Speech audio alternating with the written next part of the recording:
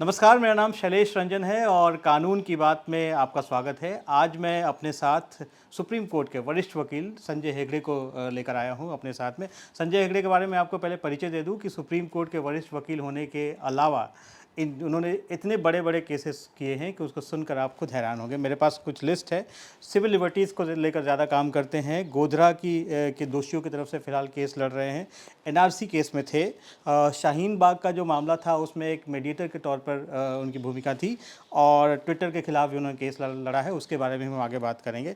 और ना जाने कितनी ऐसी चीज़ें हैं जैसे कि सूरज को दिया दिखाने के बराबर की बात है। संजय जी, आपका बहुत बहुत स्वागत है कानून की बात में, और मैं उम्मीद करता हूं कि आपसे एक फेयर डिस्कशन हम लोग करेंगे।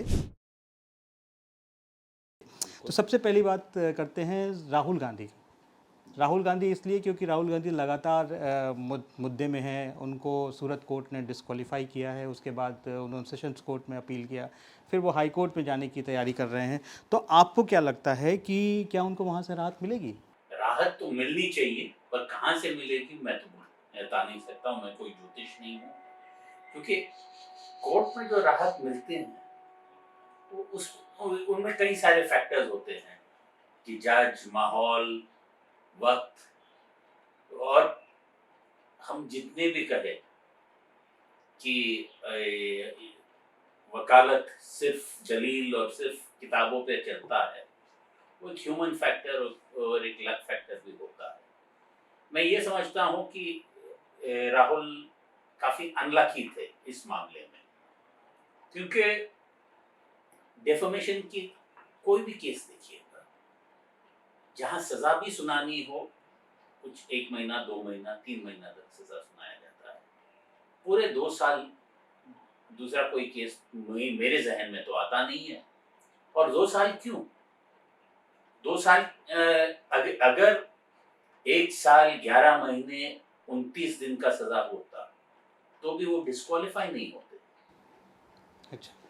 तो ये 2 साल के सज़ा के कारण जो इस प्रावधान में मैक्सिमम सेंटेंस है, डिस्क्वालिफिकेशन हुआ है। आपने यहाँ एक शब्द का इस्तेमाल किया, लक। आपको लगता है राहुल गांधी अनलकी है? जी, बिल्कुल अनलकी है। इस मामले में तो अनलकी है। दूसरे दूसरे शायद ऐसा नहीं, कई सारे मामलों में या उनके लाइफ में शायद लकी हो, अनलकी हो, वो अलग चीज़ है। पर इस मामले में ज़रूर अनलकी रहे हैं। जिस कानून का आप आम दर्शकों को अगर बताएं कि जिस कानून के तहत उन्हें सज़ा हुई है, वो कानून क्या है और उसमें क्या प्रावधान है? देखिए, डेफमेशन यही कहता है कि अगर मैं किसी के बारे में कुछ कहूँ, जिससे उनकी समाज में उनकी जो इमेज है वो कम हो जाती है, या उस पर कोई इफ़ेक्ट आ जाता है, कोई खराब इफ़ेक्ट, तब डेफमेशन होता है। अगर मैं ये कहूँ आपके बारे में कि आप फलाना है, ये है, वो है, और पब्लिकली कहूँ, आगे कोई कोई शैलेश जी के साथ व्यवहार ना रखे क्योंकि वो ये है। तो अगर आप चाहो तो मुझे डेफमेशन के क्रिमिनल कंप्लेंट कर सकते हो। आप सिविल केस भी कर सकते हो। सिविल केस में क्या होता है कि अगर मेरी दलील सच नहीं निकली तो मुझे कॉम्पेंसेशन देना पड़ेगा। पर क्रिमिनल केस में क्या होता है? क्रिमिनल केस में सजा सुनाई जाती है। कभी कभार एडमोनिशन होता है, कभी कभार रिलीज ऑन प्रोबेशन होता है, या इम्प्रिजनमेंट भी होता है। ये अमूमन बहुत से दुनिया में अभी डेफमेशन का मामला क्रिमिनल नहीं है। इंडिया में क्योंकि आईपीसी तब बना था जब लोग अपनी ये सब रेपुटेशन के बारे में, ड्यूलिंग या शूटिंग से ये सब होता था, तो उसीलिए तब तब समझा गया कि नहीं नहीं नहीं, ये अगर ऐसा कोई मामला है तो क्रिमिनल कोर्ट में आप फाइल कीजिएगा, बाहर रास्ते में मत लड़िएगा। पर अभी पर कानून वहां से बहुत आगे चला गया है। बहुत सारे देशों में ये क्रिमिनल ऑफेंस नहीं बनता। हमें भी निकाल लेना चाहिए था, पर हमने निकाला नहीं। और 2000 1516 में एक जजमेंट भी आई थी सुप्रीम कोर्ट की सुब्रमण्यम स्वामी केस में कि ये संवैधानिक प्रावधान है और ये कुछ असंवैधानिक नहीं है। तो तब से भी ये डेफमेशन के बहुत सारे केसेस सभी जगह फाइल होते हैं और ये एक नई रीत चली है। खास करके ये आम आदमी के जो बहुत सारे केसेस थे, अरुण जेटली ने फाइल किया था, फिर सिब्बल साहब ने फाइल किया था। तो क्रिमिनल डेफमेशन भी बहुत उन मामलों में तब खत्म हो गए जब एक अपॉलॉजी दिया गया था। पर कभी ऐसा नहीं हुआ है कि पूरा ट्रायल चला, ट्रायल के बाद पूरी की पूरी सेंटेंस लागू की। इसी से जुड़ा मेरा अगला सवाल है कि अगर मान लीजिए कि हाई कोर्ट में अभी अपील कर रहे हैं और हाई कोर्ट से राहत ना मिले और सुप्रीम कोर्ट से भी ना मिले आने वाले वक्त में, तो फिर उनका करियर क्या होगा, पॉलिटिकल करियर? अगर राहत ना मिले तो ये नहीं, पर ये भी तो ये टेम्पररी है ना, ये इंटरिम स्टेज पे है, अपील तो पेंडिंग है। और पर अगर राहत ना मिले और वो डिस्क्वालीफाई हो जाते हैं तो डिस्क्वालिफिकेशन वो तब तक रहता है कि वो जो 2 साल और 6 साल उसके बाद, तो उतनी देर तक वो यानी लोकसभा इलेक्शन के लिए या राज्यसभा इलेक्शन के लिए ये अपना नामांकन नहीं भर सकते हैं। इसका मतलब ये हुआ कि 2024 और 2029 का चुनाव भी शायद नहीं लड़ पाएंगे, मतलब निकाले तो। हाँ, पर यहाँ देश में ये भी प्रथा चली आई है कि चाहे कोई भी मुख्यमंत्री हो, चाहे कोई भी प्रधानमंत्री हो, रिमोट कंट्रोल तो कहीं और भी रह सकता है। तो ये मेरा कहने का मतलब ये है कि हमने कानून तो बहुत बनाए हैं, पर उसका जो स्पिरिट है, जो एक कॉन्स्टिट्यूशनल स्पिरिट है और एक लीगल स्पिरिट है, उसके तहत काम नहीं हो। तो कहीं ऐसा तो नहीं लगता कि जो डिफेमेशन वाला जो कानून है उसमें भी कहीं बदलाव की ज़रूरत है आज की तारीख में? मेरा तो ये मानना है कि ये क्रिमिनल डिफेमेशन किसी डेमोक्रेसी में होना नहीं चाहिए। मैं कुछ बोलूं और वो गलत निकले तो ये उसके लिए हर्जाना मांग लीजिएगा, कॉम्पेंसेशन मांग लीजिएगा। किसी को बोलने पर किसी को अंदर रखना, तो ये मुझे नहीं लगता है एक मॉडर्न डेमोक्रेसी के लिए अच्छा है।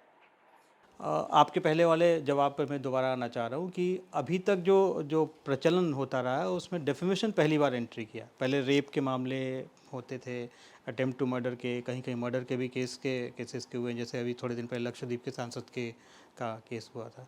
तो इसमें इसको आप किस तरीके से देखते हैं, क्योंकि दोनों अलग अलग पार्ट में है। हाँ, एक तो होता है heinous offences against the body. तो रेप हुआ, मर्डर हुआ, अटेम्प्ट टू मर्डर हुआ, जो वायलेंट ऑफेंसेस होते हैं। और ये जो है ये ऑफेंस अगेंस्ट रेपुटेशन है, और एक तरीके से देखिए तो नॉर्मली नॉन वायलेंट। तो सिर्फ ये तो उसीलिए कानून में जो प्रावधान था वो था कि अगर आपको 2 साल से ज्यादा इम्प्रिजनमेंट की सजा, क्योंकि 2 साल की सजा भी नॉर्मली सीरियस मामलों में ही दिया जाता है, 2 साल से ऊपर। तो कोई शायद किसी ने ये अंदाजा नहीं लगाया था कि 2 साल की सजा ऐसे मामलों में भी लागू किया जा सकता है।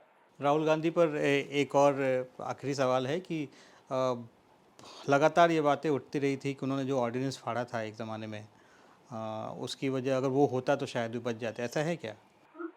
क्योंकि क्योंकि उस ऑर्डिनेंस में यही था कि अगर आप वो अपील फाइल करते हो और जब तक आपकी अपील की सुनवाई नहीं होती है तब तक डिस्क्वालिफिकेशन जारी नहीं होगा।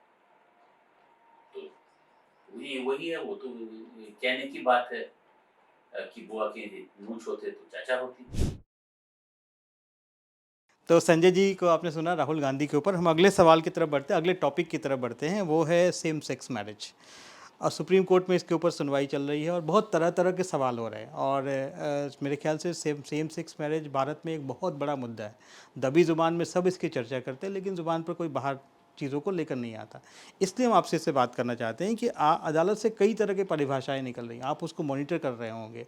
जैसे एक दिन सीजीआई ने कहा कि बायोलॉजिकल मैन और बायोलॉजिकल वुमेन के डेफिनेशन से और उसको ऊपर लेकर गए। तो आपको क्या लगता है कि क्या ये जो बातें कही उसका मतलब क्या निकलता है और आगे इसमें क्या होने के चांसेस हैं?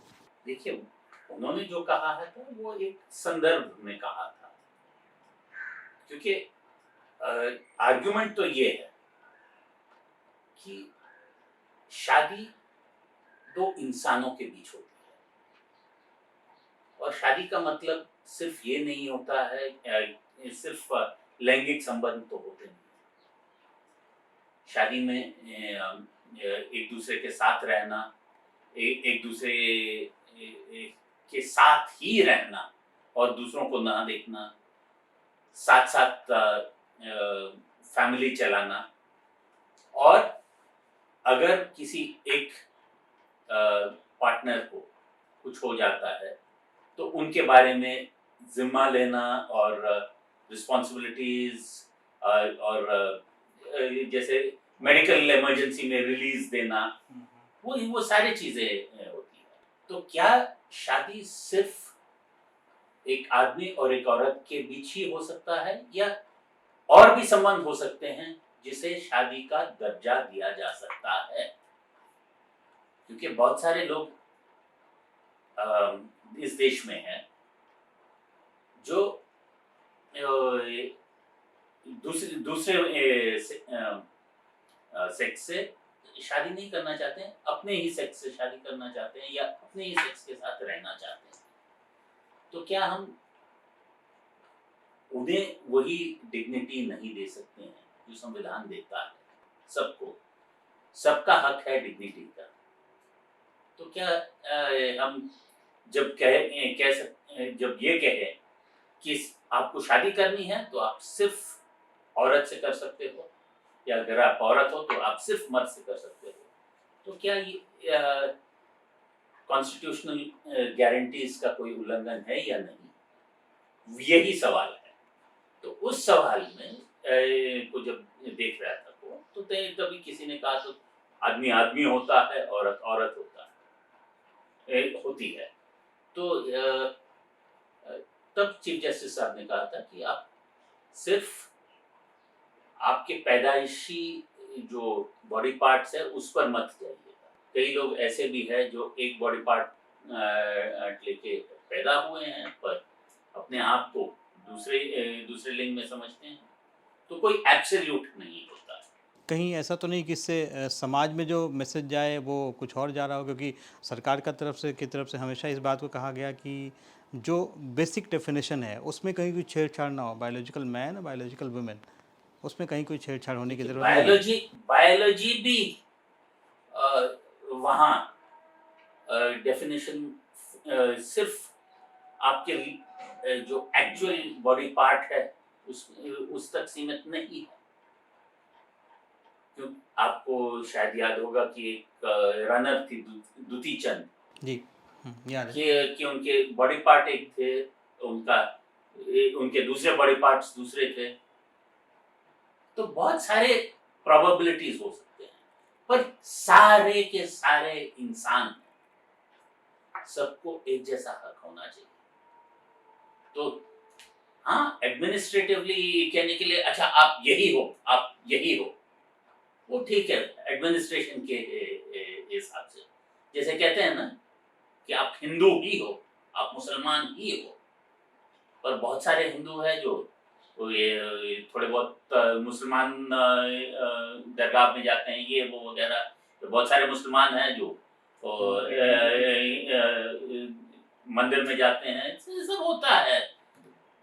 ये एक मिलजुल का एक देश है, सभी का रंग एक दूसरे पे है। तो ये जो डेफिनेशनली सिर्फ यही है वो चलेगा नहीं।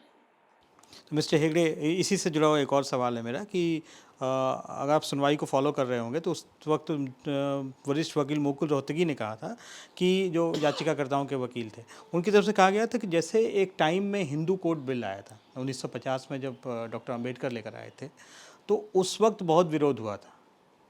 तो एक तरह से वो सुप्रीम कोर्ट को हिंट दे रहे थे कि आप भी कोई क्रांतिकारी कदम आगे बढ़ें, हो सकता है आगे चल के जैसे 1956 में वो डिसइंटीग्रेट होकर बहुत सारे कानून बना। तो उसको आप किस तरीके से देखते हैं? आपकी क्या राय है? वही तो ना, अंबेडकर साहब हिंदू कोड बिल लाने में असमर्थ थे, क्योंकि जब वो लाना चाह रहे थे तब बहुत अपोजिशन हुआ था, और पंडित नेहरू को यह भी कहा गया था कि आप फिलहाल न लाइएगा, 52 के इलेक्शन के बाद लाइए।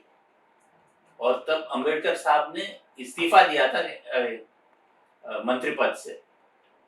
उसके बाद 52 के इलेक्शन होने के बाद 57 के इलेक्शन से पहले 56 में हिंदू कोड बिल को 3 हिस्से में बांट के, मैरिज एक्ट, सक्सेशन एक्ट सब करके फिर लाया गया था। तो और उस वक्त भी हिंदू कोड बिल के जो विरोध में थे, बहुत सारे ऐसे ही अफवाहें सब उड़ा रहे थे। एक वर्ग का ये भी कहना था, क्योंकि उससे पहले तो डिवोर्स का प्रावधान नहीं था, तो क्योंकि पंडित जी के बेटी को डिवोर्स चाहिए इसीलिए ये लाया जा रहा है। तो ये सब यानी किसी ने सही कहा है कि जो छोटे समझ के होते हैं वो लोगों के बारे में बात करते हैं, जो ठीक ठाक समझ के हैं वो इवेंट्स के बारे में बात करते हैं, और जो अच्छी समझ वाले हैं वो आइडियाज को डिस्कस करते हैं। तो ये एक आइडिया है कि सबको एक हक होना चाहिए अपने साथी चुनने का। तो उस आइडिया का शायद वक्त आ गया है। ठीक है, इसी से मेरा एक और अगला सवाल है, थोड़ा हाइपोथेटिकल है, लेकिन कि अगर कोर्ट इन पिटिशंस को अलाउ कर दे, जो ऑब्जर्वेशंस आ रहे हैं उसमें बड़े स्ट्रॉन्ग इंडिकेशंस दिख रहे हैं इस तरह के, तो इसका क्या मतलब निकलेगा? सामाजिक तौर पर अगर आप इसको देखें तो क्या मतलब निकलेगा? क्योंकि मैं पहले से भी कह रहा था कि आम तौर पर आदमी इसके बारे में बातें नहीं करता, दबी ज़ुबान में ही बातें होती है, लेकिन मन में सबके है ये। तो सामाजिक तौर पर अगर कोर्ट अलाउ करता है तो आपकी नज़र में क्या होगा? क्या सामाजिक तौर से मुझे कोई ज्यादा फर्क नहीं दिखता। सिर्फ यही है कि एक और एवेन्यू हो गया है, और वो उसको भी इनकॉर्पोरेट हो जा कर लेंगे। क्योंकि आप अब तक क्या देख रहे हो कि सिर्फ आदमी और औरत की शादी हो रही है, और अ, या खुद बच्चे कर रहे हैं, या बच्चों को गोद ले रहे हैं। अब आप ये देखेंगे कि समझेंगे क्या, 2 आदमी या 2 औरत एक बच्चे को शायद गोद लेके पाल लेंगे, और उनकी जो कमाई है या उनका उनका जो धन है उस बच्चे को जाएगा। तो अ, जब सुधार आता है, कभी कभार लोग आने से पहले लोग थोड़े रेजिस्टेंट होते हैं, आने के बाद एडजस्ट हो जाते हैं। वैसे हमारा देश में मैं हमेशा ये कहता हूँ कि सिर्फ एक ही फॉर्मूला चलता है। और मेरे भाई एक अमेरिकन से शादी की, और उनकी सास जो अमेरिकन, वाइट अमेरिकन है, पहली बार इंडिया आई थी। तो मैंने उनको यही कहा था, इंडिया में एक ही फॉर्मूला है, काइंडली एडजस्ट। हम बहुत सी चीजों के साथ एडजस्टमेंट, वो हमारा एक बेसिक नेचर है। और ये महिला जब फिर वापस अमेरिका गई, कहीं किसी एक्सप्रेसवे में कुछ रॉन्ग टर्न हुआ था, और उनका पूरा टूर ग्रुप कहीं अटक गया था। तब उन्होंने दूसरी महिलाओं को देख के बोला, हाँ मैं इंडिया में कुछ सीख के आई हूँ, काइंडली एडजस्ट। बहुत अच्छी बात है, और काइंडली एडजस्ट में इस मुद्दे को हम छोड़ते हैं। तीसरे मुद्दे पर आते हैं, अगले मुद्दे पर। भारत में यूनिफॉर्म सिविल कोड के लेकर तरह तरह की बातें होती हैं। कोई कहता है बहुत फ़ायदेमंद होगा, कोई कहता है बड़ा नुकसानदेह होगा। भारत में मतलब अलग-अलग तबका अलग-अलग तरीके से डिफ़ाइन करता है, अलग धर्म के लोग अलग डिफ़ाइन करते हैं। तो आपसे हम जानना चाहते हैं कि आखिर यूनिफ़ॉर्म सिविल कोड है क्या? और उसके होने या नहीं होने से देश पे क्या फ़र्क पड़ता है? देखिए, यूनिफ़ॉर्म सिविल कोड है क्या, मैं भी नहीं समझ पा रहा हूँ। क्योंकि हाँ, अलग-अलग लोगों को अलग-अलग पर्सनल लॉज़ है, या अपने लॉज़ है जिसमें शादी होती है, जिससे तलाक होता है, जिससे प्रॉपर्टी का बँटवारा होता है। तो क्या अगर हम सबको एक ही स्पेसिफिक लॉ में डाल दें, तो क्या देश के लिए अच्छा होगा? मैं नहीं मानता हूँ, क्योंकि अगर आप अभी समझिए शादी का ही मुद्दा, तो उस यूनिफ़ॉर्म सिविल कोड में क्या आप ये समलैंगिक शादी के लिए भी प्रावधान होगी? हाँ, ठीक है, 2 हिंदू शादी कर रहे हैं या 2 मुसलमान शादी कर रहे हैं, तो किसको क्या आपत्ति है? वो भी एक सवाल आ जाएगा। आप अ जैसे उत्तर भारत में देखिए, तो सपिंडर शादी नहीं हो सकती है। पर हमारे दक्षिण भारत में, या मैं जहाँ से मैं आता हूँ, तो आप आपके चाचा की बेटी से शादी नहीं कर सकते हो, पर मामा की बेटी से कर सकते हो। बिल्कुल। हाँ, ये और कई ऐसी जगह है जहाँ मामा और भांजी का शादी होता है। तो जितनी विविधताएँ हैं इस देश में, सबके लिए प्रावधान होना चाहिए। उसको सबको ये कहना है कि भाई यूनिफ़ॉर्म करो, यही होगा, ये नहीं तो नहीं होगा, तो फिर चलेगा नहीं। मैं आपको सिर्फ़ 2 बातें मैं आपको ले चलता हूँ हाँ, तो इतिहास। एक एक मैं मानता हूँ कि थोड़े से यूनिफ़ॉर्म स्टैंडर्ड्स तो हो सकते हैं, कि भाई अ, शादी भी अगर हो, तो सब रजिस्टर कर लीजिएगा।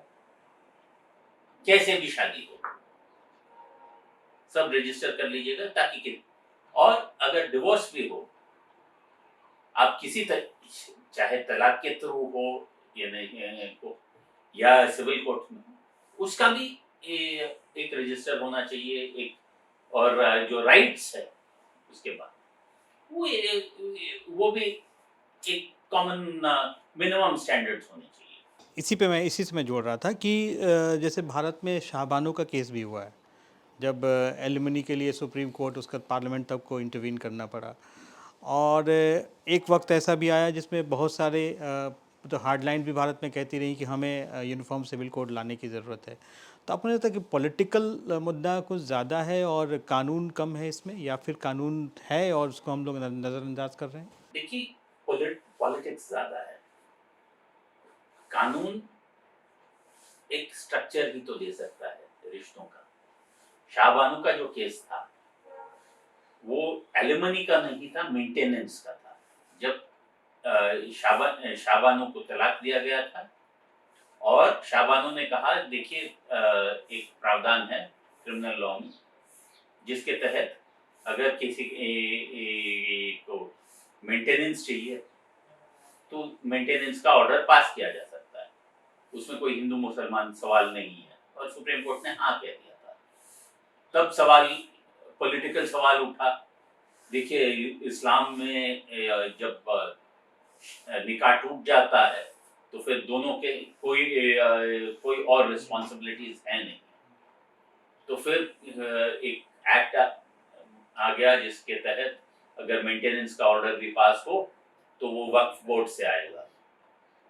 तो लॉ और पॉलिटिक्स के बीच एक चोली दामन का रिश्ता तो है, पर कभी कभार ऐसा हो जाता है कि पॉलिटिक्स ओवरटेक कर लेता है, और बहुत कुछ लॉ में जितनी कॉम्प्लेक्सिटी है, वो सारे एक पॉलिटिक्स की स्लोगनियरिंग सिंप्लिसिटी वो आ जाती है।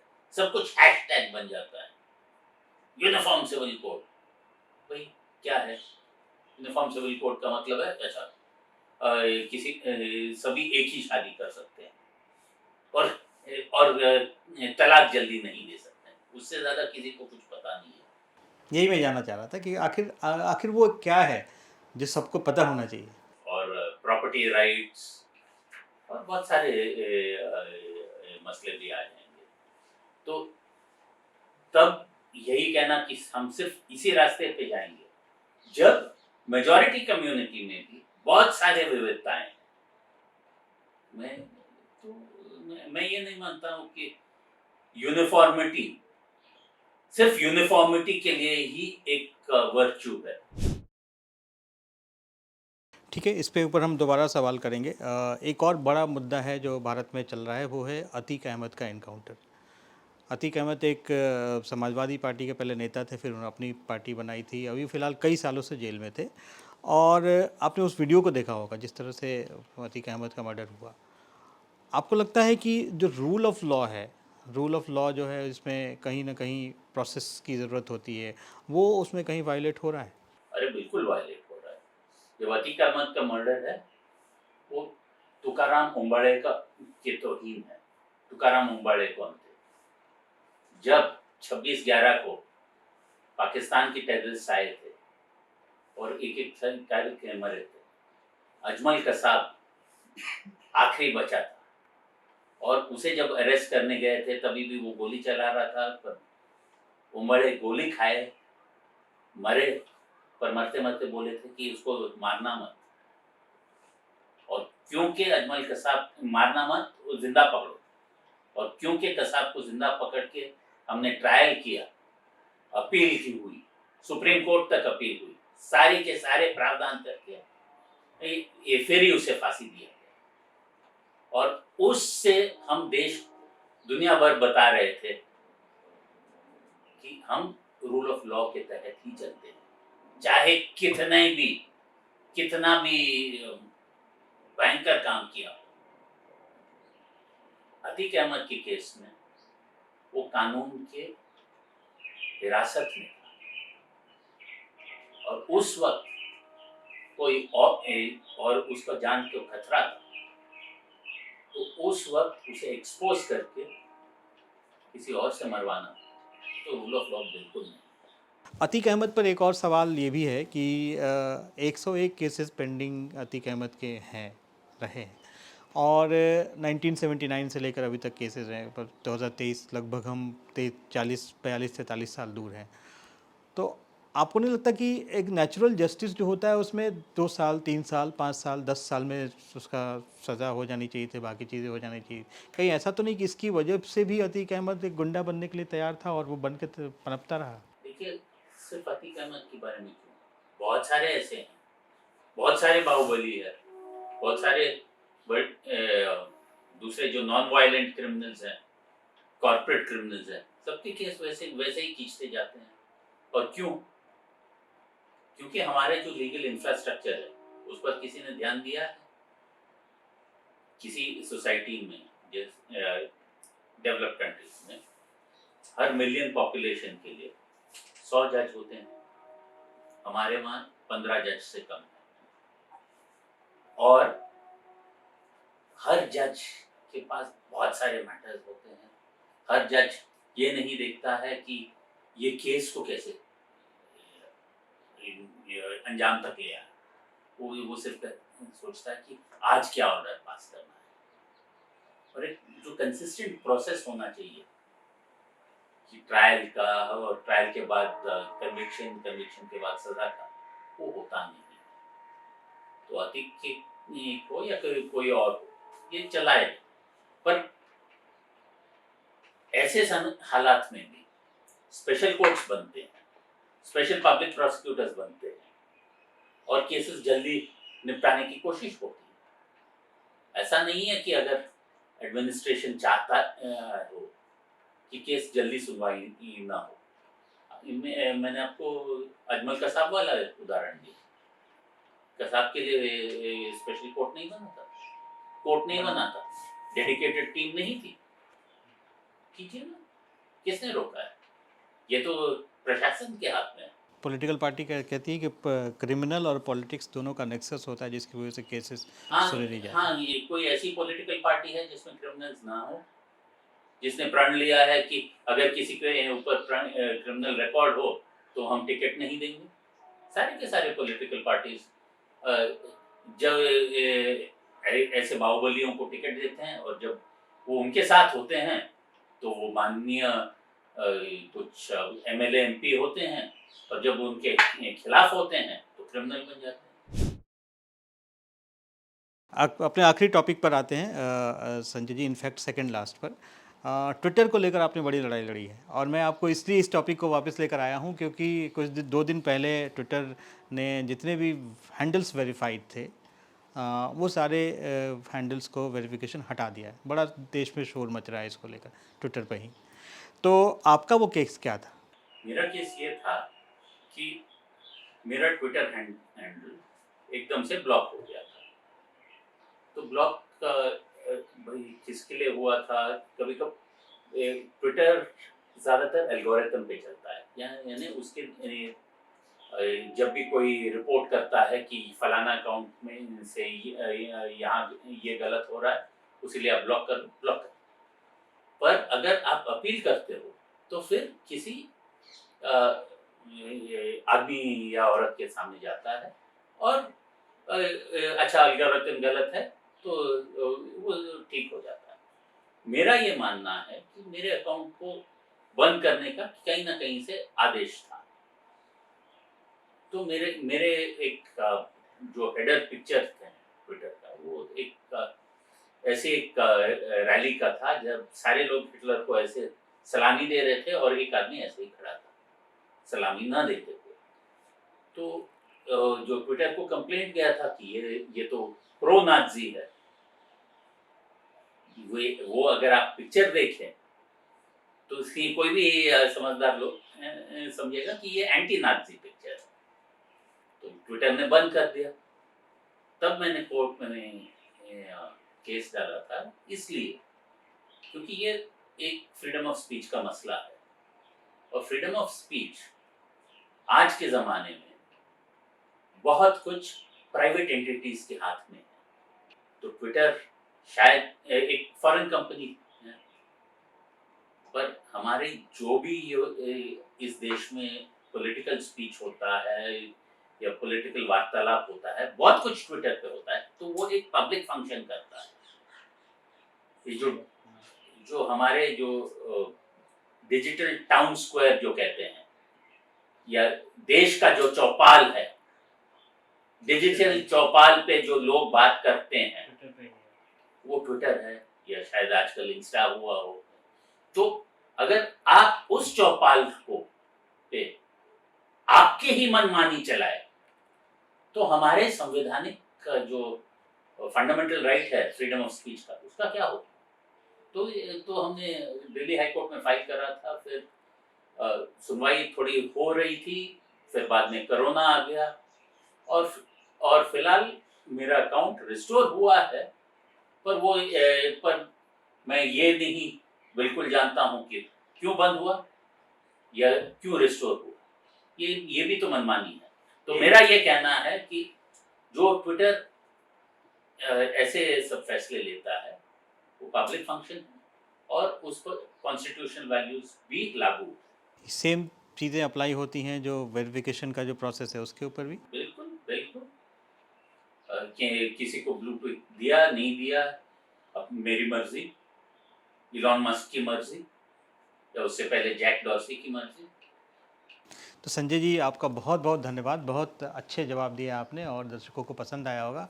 बहुत बहुत धन्यवाद आपका। और हम इसी तरह से और भी इंटरव्यूज़ आपके सामने लेकर आते रहेंगे, और आप लगातार हमें देखते रहिएगा।